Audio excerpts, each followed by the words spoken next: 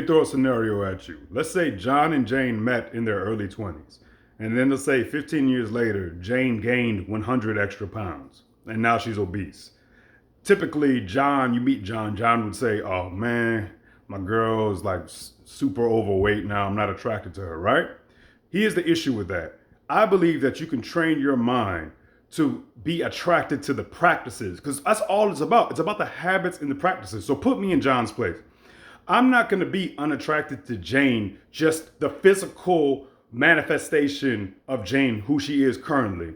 What I'm going to be looking at is what are Jane's habits and practices that have caused her to gain 100 extra pounds, to be obese.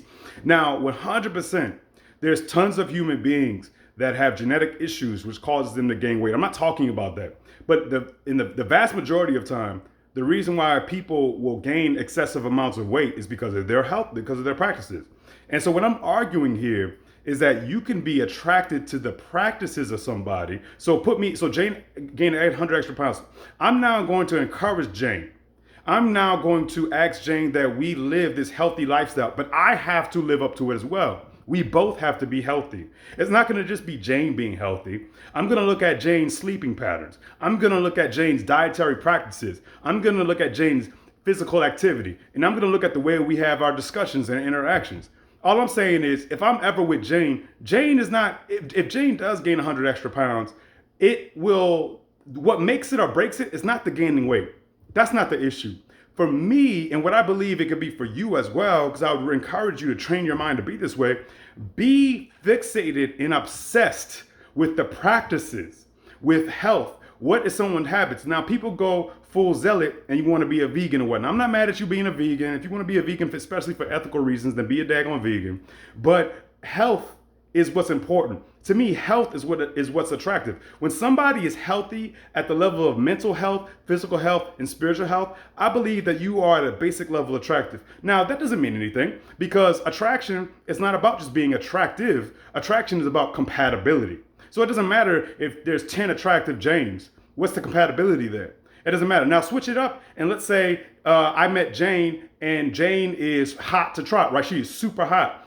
But I find out I meet her, I get into her life, she's eating McDonald's every day. She's smoking cigarettes every day. She's drinking, smoking, eating like shit.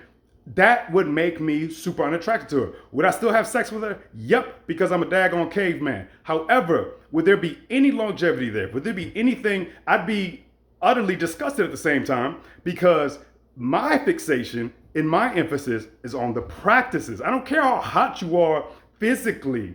What's attractive is your practices. Do you practice healthy habits? Now, if Jane did everything right, let's go back to the obese Jane. If Jane did everything right, if her sleep was right, her diet was right, physical activity, interactions, everything was right, and she still wasn't losing weight, which is super unlikely, then that's fine because it's not her fault. But how is it her fault? How is it my fault? What are we doing to cause these issues, to cause this obesity, to cause this unhealthiness? Because I've seen that example many times where it's the man or the woman. It's just about the shallow part. All that is emphasized is the person gained weight. The person looks different. What are the practices? I encourage you to train your mind to be attracted to somebody's lifestyle, to be attracted to somebody's habits, to be attracted to somebody's overall pursuit of health. That's what's important.